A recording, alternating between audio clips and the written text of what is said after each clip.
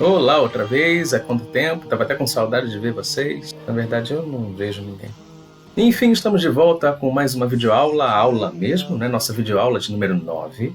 Depois de todo aquele preâmbulo sobre o romantismo europeu, a gente chega finalmente ao romantismo brasileiro. Vamos começar aí pela poesia, depois a gente vai ver a prosa, ok? E esse primeiro momento da escola romântica no Brasil, ele é pautado por um sentimento de exaltação da pátria, de nacionalismo e, em se tratando de século XIX, exaltar o nacional era, sobretudo, exaltar a nossa natureza, as nossas belezas tropicais. Repare que eu estou bem tropical aqui, pelo menos até onde deu.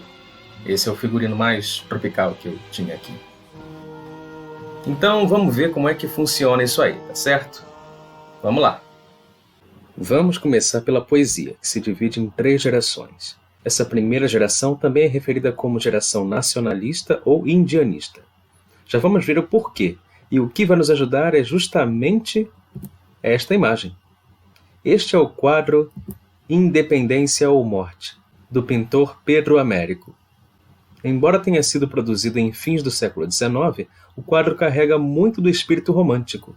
Ao retratar o famoso grito de independência, que teria sido proferido pelo então príncipe regente Dom Pedro, o pintor exagera em alguns elementos na intenção de compor uma cena mais grandiosa, épica, heróica, digna de um acontecimento histórico da magnitude da proclamação de independência de uma nação. Apenas 3 fatos sobre este acontecimento aí. Primeiro, não havia tanta gente assim com Dom Pedro nessa ocasião. Os registros históricos apontam que o imperador voltava de uma viagem e que não havia muito mais do que 10 pessoas na comitiva. Segundo, a imagem retrata oficiais e o próprio imperador em uniformes de gala. Justamente por estarem em viagem, não trajariam vestimentas tão formais e tão limpas como elas aparecem aí. Terceiro fato, o cavalo. A construção de uma boa cena heróica requer um herói imponente, de preferência montado a cavalo, acima do povo.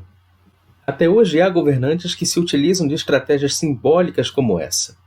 Mas a verdade é que o imperador vinha montado em uma mula, animal muito utilizado na época para longas viagens. O que eu quero dizer com isso tudo? Que o Pedro Américo é um mentiroso, safado, propagador de fake news? Não exatamente, mas que em prol de um projeto de construção de mitos nacionais, Pedro Américo recorre à estratégia da idealização, um conceito intimamente ligado ao romantismo. Vou deixar essa palavrinha pequenininha aí no canto só para você lembrar, tá? Quando idealizamos algo ou alguém, o enaltecemos de modo a exagerar suas características positivas enquanto relevamos as negativas, às vezes idolatrando cegamente o objeto da nossa admiração. O ideal é, por definição, algo que se opõe ao real e que se impõe na nossa vida, quando o emocional está acima do racional. Se você se recorda das nossas aulas anteriores, vai se lembrar de que o romantismo é um movimento mais ligado à emoção que à razão. A própria independência do Brasil também tem grande importância na construção do nosso romantismo. Após séculos de situação colonial, subalterna a Portugal, era preciso criar um imaginário brasileiro, uma noção de brasilidade. Era preciso convencer quem morava aqui de que isso aqui não era mais um puxadinho de Portugal. Era preciso inventar uma pátria brasileira e criar no brasileiro uma sensação de pertencimento a essa terra, uma identidade nacional. Lembra como o romantismo era um movimento extremamente nacionalista na Europa? Pois é. Essa característica veio muito bem a calhar por aqui também, porque a gente agora era uma nação independente, o Império do Brasil. Muito embora essa bandeira do Império do Brasil fosse ainda quase idêntica ao antigo pavilhão do Príncipe Real do Reino Unido de Portugal, Brasil e Algarves. Embora também o nosso imperador fosse o mesmo português que era o antigo Príncipe Real do Reino Unido de Portugal, Brasil e Algarves. Mas olha como a gente progrediu até hoje, hein? Enfim, vamos focar na parte da construção da identidade nacional, ok? E é aí que entra a contribuição da literatura, a começar por este moço aqui, Gonçalves de Magalhães, primeiro poeta romântico brasileiro, por conta deste livrinho aqui, Suspiros Poéticos e Saudades, de 1836, que inaugura o nosso romantismo, embora ele tenha sido publicado originalmente em Paris. Pois é. Enfim, repare como o título da obra já sugere algo bastante ligado à emoção. Isso é reforçado no prefácio do mesmo livro. É um livro de poesias escritas segundo as impressões dos lugares. Ora sentado entre as ruínas da antiga Roma, meditando sobre a sorte dos impérios, ora no cimo dos Alpes, a imaginação vagando no infinito como um átomo no espaço. Ora na gótica catedral, admirando a grandeza de Deus e os prodígios do cristianismo. Ora entre os ciprestes que espalham sua sombra sobre os túmulos. Ora, enfim, refletindo sobre a sorte da pátria, sobre as paixões dos homens, sobre o nada da vida. São poesias de um peregrino, variadas como as cenas da natureza, diversas como as fases da vida, mas que se harmonizam pela unidade do pensamento e se ligam como os anéis de uma cadeia. Poesias da alma e do coração, e que só pela alma e o coração devem ser julgadas. Estou destacando aí as expressões pelas quais a gente percebe explicitamente a subjetividade e o sentimentalismo que vão nortear o movimento romântico brasileiro. Repara como ele conclui, deixando claro que não são poesias para serem analisadas com critérios técnicos, mas sentidas pela alma e o coração. E além desse, mais alguns outros traços típicos do romantismo estão aí. A religiosidade, a morbidez, embora esse seja um caso mais específico que a gente vai tratar mais adiante, e, por fim, o nacionalismo, de que nós já tratamos. Ao lermos um dos poemas do livro, nós vemos que outro conceito fundamental também está presente. Veja só. A fantasia.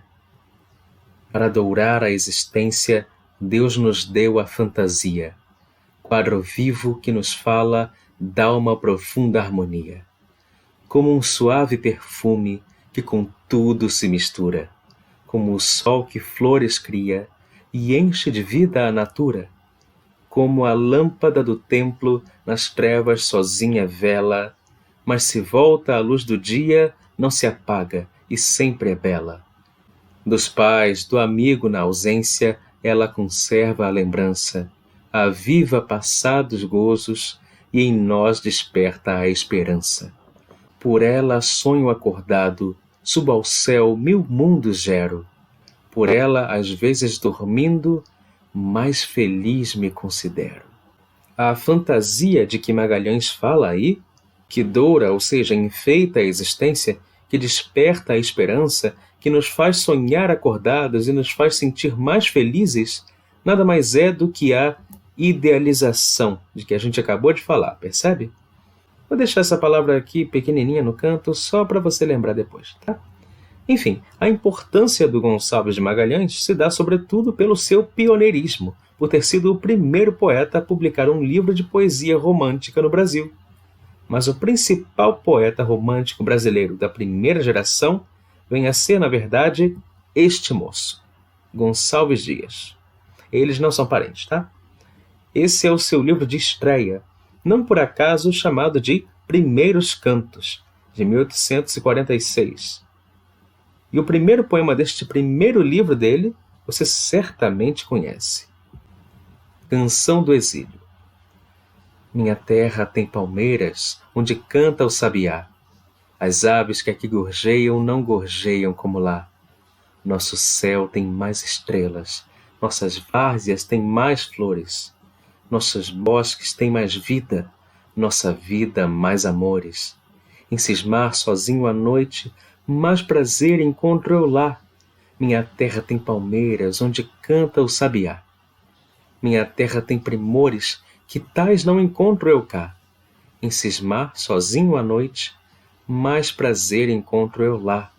Minha terra tem palmeiras, onde canta o sabiá. Não permita a Deus que eu morra, sem que eu volte para lá, sem que desfrute os primores que não encontro por cá, sem que ainda aviste as palmeiras, onde canta o sabiá.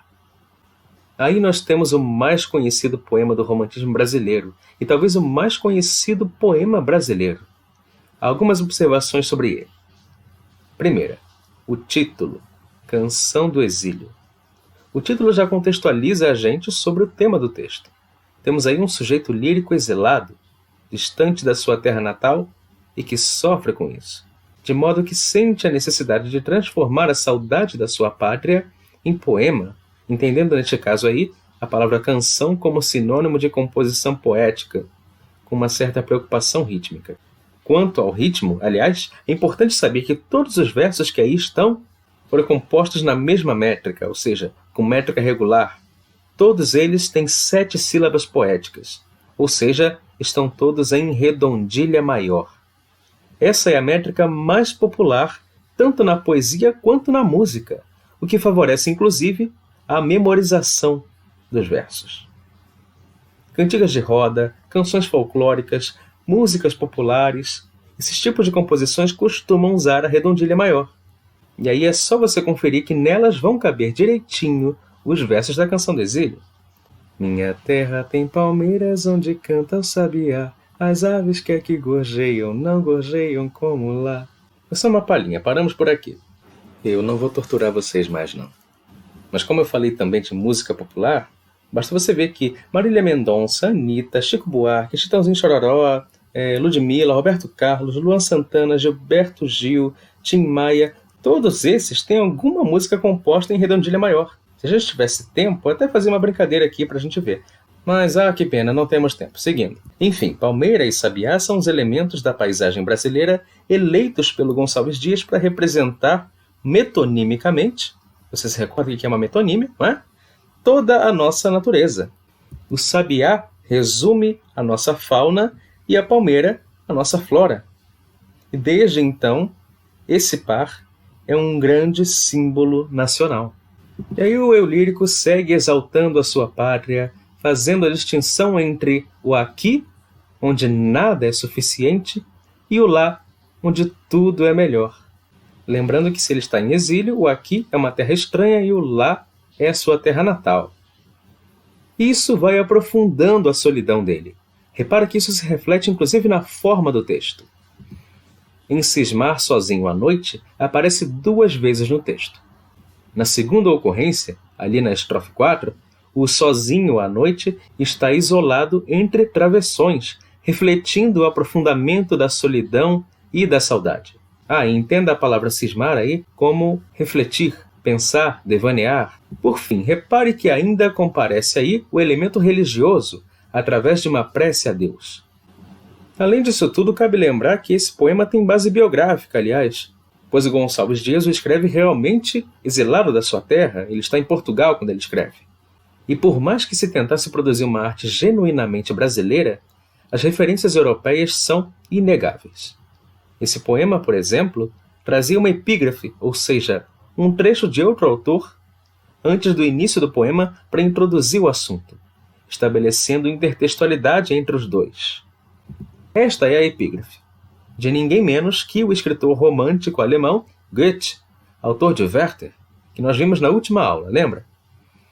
Felizmente, o poeta Manuel Bandeira estudou alemão e pôde fazer essa tradução aqui para a gente. Conheces o país onde florescem as laranjeiras? Ardem na escura fronde os frutos de ouro. Conhecê-lo? Para lá, quisera eu ir. Então repare que, desde o século XVIII, a época do Goethe, nosso país já era famoso pelos seus laranjais. E pela sua natureza, de modo geral, eu quero dizer, né?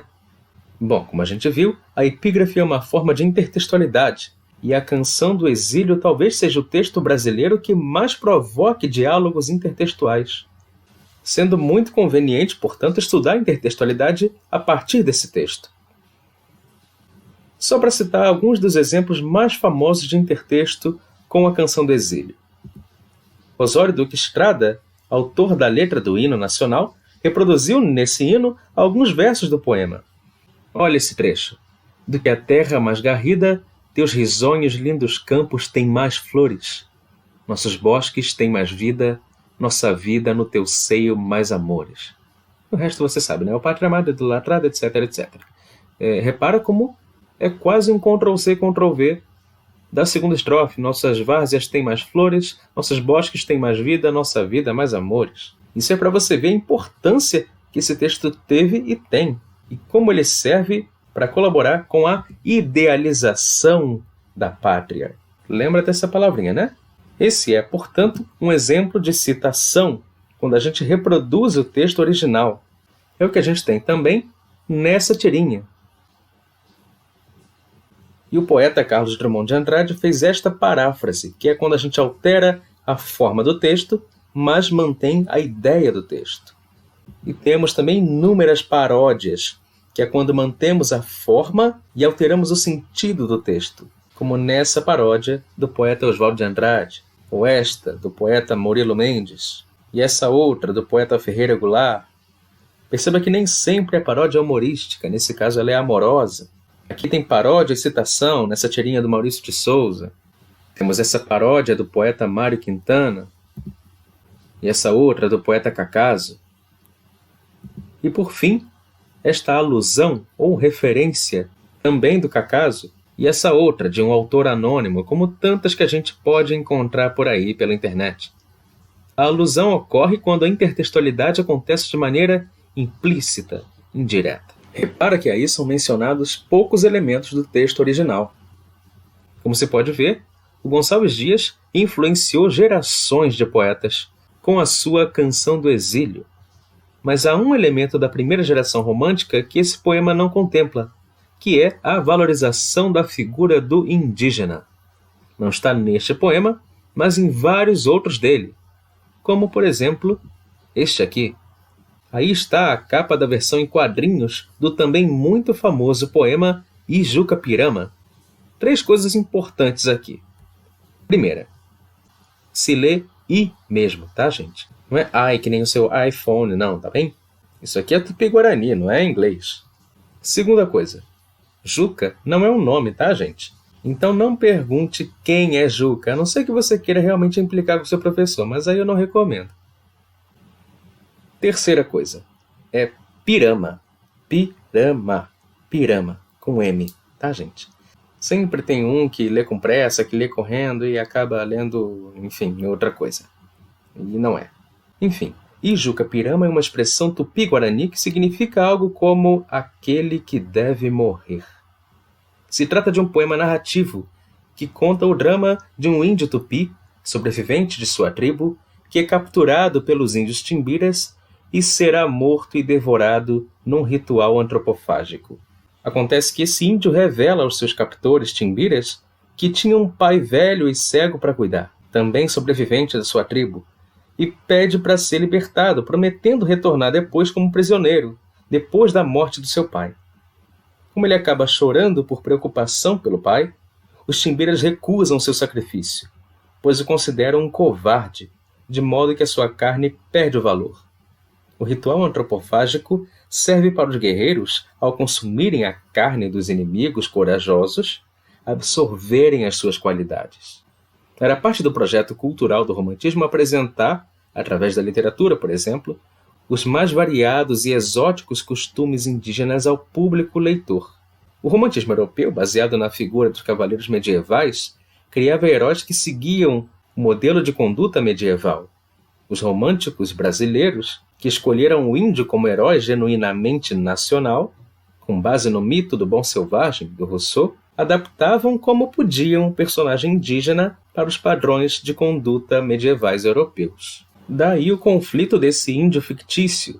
A sua atitude entra em conflito com os costumes indígenas.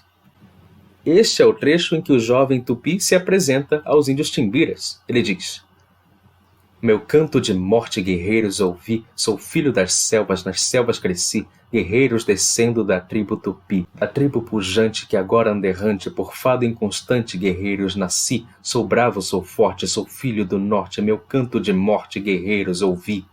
Olha como a métrica curta aí promove um ritmo ágil, propicia essa batida quase tribal.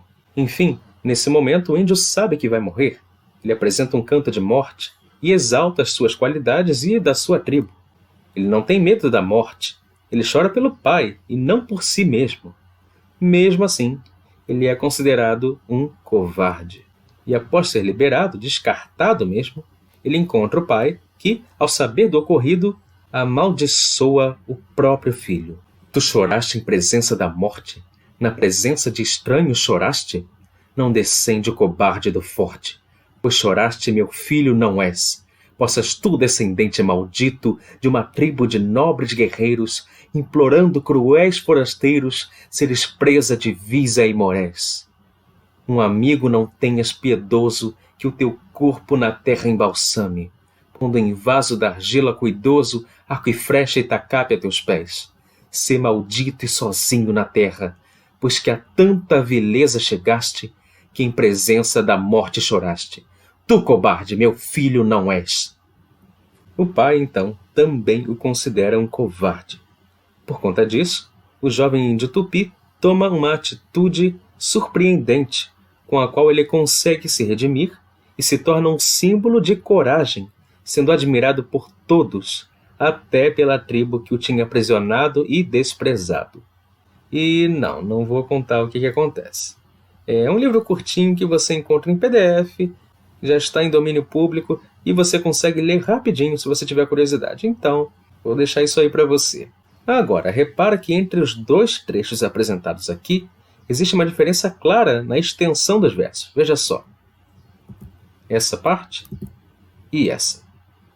Isso demonstra a liberdade formal que os poetas românticos defendiam. Nesse caso, a partir dessa liberdade, Gonçalves Dias vai adequando o ritmo do seu poema a cada cena, ao tom de cada cena. Porque para eles, expor os seus sentimentos era algo mais importante ainda do que se preocupar com modelos tradicionais de escrita de poesia.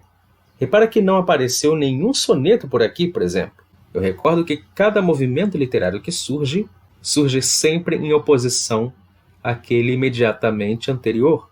No caso, o romantismo vai se opor à sobriedade, ao racionalismo da poesia árcade que a gente viu anteriormente.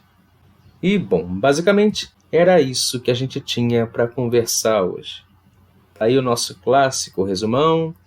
Eu acrescento aí, entre os nomes da nossa poesia romântica brasileira, o Araújo Porto Alegre. Embora só tenha publicado o livro lá em 63, ele edita junto com Gonçalves de Magalhães a primeira publicação brasileira atrelada ao romantismo, a revista Niterói. E, bem, é isso. Ficamos por aqui, mas lembrando que isto é só o comecinho da poesia romântica no Brasil. Esta é somente a primeira geração.